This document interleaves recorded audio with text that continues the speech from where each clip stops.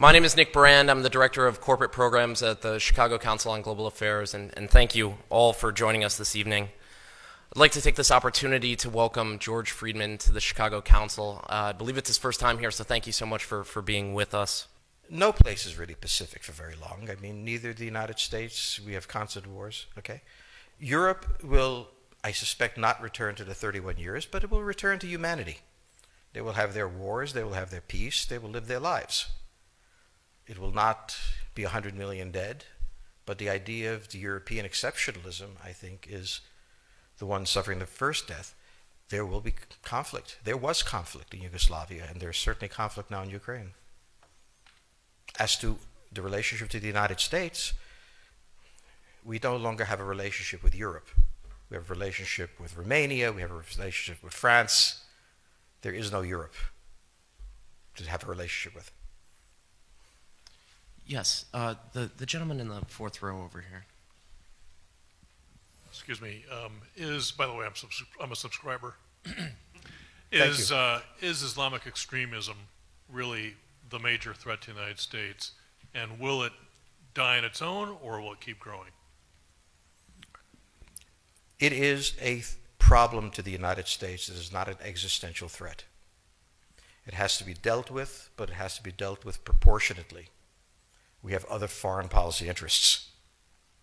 So, the primordial interest of the United States, over which for a century we have fought wars, the First, Second Cold War, has been the relationship between Germany and Russia, because united they are the only force that could threaten us, and to make sure that that doesn't happen. If you're a Ukrainian, is essentially reach out to the only country that will help you, which is the United States. Last week, 10 days ago, General Hodges, Commander U.S. Army Europe, visited Ukraine. He announced that U.S. trainers would now officially be coming, not just unofficially coming. He actually pinned medals on Ukrainian fighters, which by protocol of the military is not the way. Foreigners don't get to pin on, medals, but he did, showing that this was his army. He then left and in the Baltics announced that the United States would be pre-positioning armor, artillery, and other equipment in the Baltics, Poland, Romania, and Bulgaria, which is a very interesting point. So the United States, and now yesterday the United States announced that it would be sending weapons. Tonight, of course, they denied it, but they are. The weapons will go. In all of this, the United States has acted outside the context of NATO. Because NATO has to have a 100% vote. Any one country can veto anything. And the Turks will veto it just for giggles. The point is that the United States is prepared to create a cordon sanitaire around Russia. Russia knows it. Russia believes that the United States intends to break the Russian Federation. I think that, as Peter Lorre put it, we don't want to kill you, we just want to hurt you a little bit. Either way, we are back at the old game. And if you go ask a Pole or a Hungarian or a Romanian, they live in a totally different universe from a German. And they live in a totally different universe from a Spaniard. So there is no commonality in Europe. But if I were a Ukrainian, I would do exactly what they're doing. Try to draw the Americans in. All right, next question, please. The United States has a fundamental interest. It controls all the oceans of the world. No power has ever done that. Because of that, we get to invade people and they don't get to invade us. It's a very nice thing. Maintaining control of the sea and control of space is the foundation of our power. The best way to defeat an enemy fleet is to not let it be built. The way the British managed to make certain that no European power could build a fleet was to make sure the Europeans were at each other's throats. The policy that I would recommend is the one that Ronald Reagan adopted toward Iran and Iraq. He funded both sides so they would fight each other and not fight us. This was cynical. It was certainly not moral. It worked. And this is the point. The United States cannot occupy Eurasia. The moment the first boot sets the ground, the demographic differential is we are totally outnumbered. We can defeat an army. We cannot occupy Iraq. The idea that 130,000 men would occupy a country of 25 million, well, the ratio in New York of cops to citizens was greater than we had deployed in Iraq. So we don't have the ability to go across, but we do have the ability to, first, support various contending powers so they concentrate in themselves with political support, some economic support, military support, advisors, and in extremis, do what we did in Japan, in Vietnam, in Iraq, and in Afghanistan, spoiling attacks. The spoiling attack is not intended to defeat the enemy. It's intended to throw him off balance.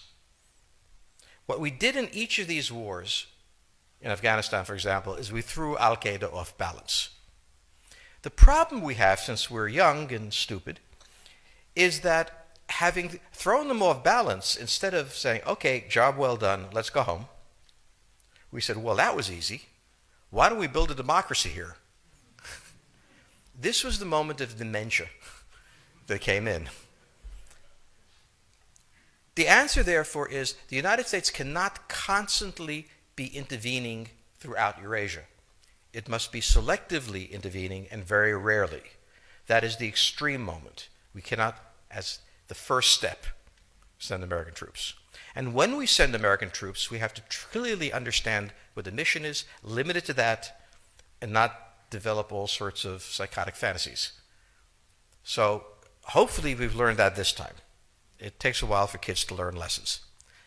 But I think you're absolutely right. We cannot, as an empire, do that. Britain didn't occupy India. It took various Indian states and turned them against each other and provided some British officers for an Indian army. The Romans did not send vast armies out there. It placed kings like, various kings it created under the emperor, and those kings were responsible for maintaining the peace. Pontius Pilate was an example. So empires that are directly governed by the empire, like the Nazi Empire, fail.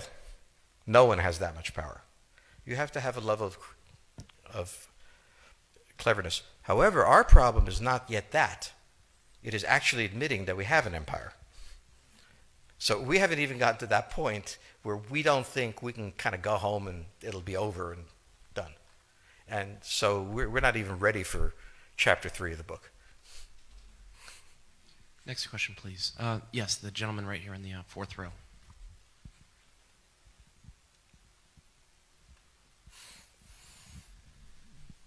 So I infer from your comments that the euro as the currency will not survive.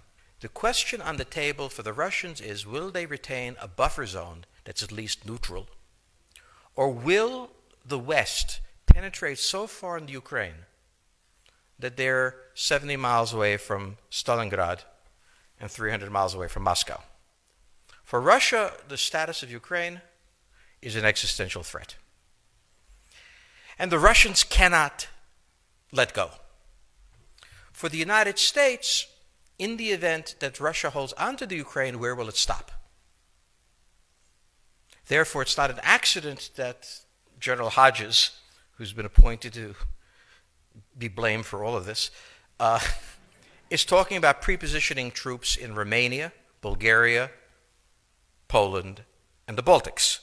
This is the intermarium, from the Black Sea to the Baltic, that Pilsudski dreamt of. This is the solution for the United States.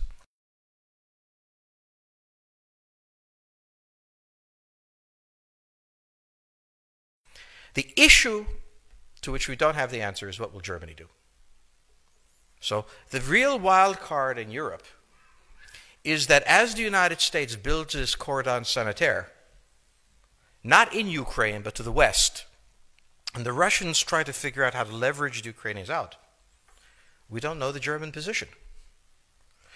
Germany is in a very peculiar position. Its former Chancellor Gerhard Schroeder is on the board of Gazprom. They have a very complex relationship to the Russians. The Germans themselves don't know what to do. They must export. The Russians can't take up the export. On the other hand, if they lose the free trade zone, they need to build something different. For the United States, the primordial fear is Russian capital, Russian technology,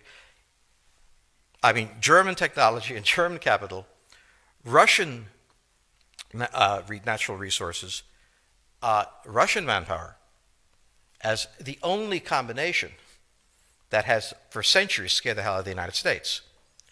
So how does this play out? Well, the U.S. has already put its cards on the table. It is the line from the Baltics to the Black Sea.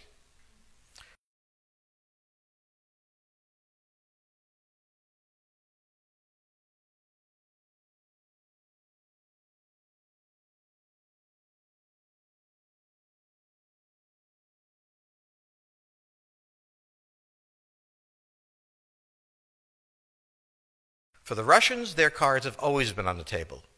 They must have at least a neutral Ukraine, not a pro-Western Ukraine.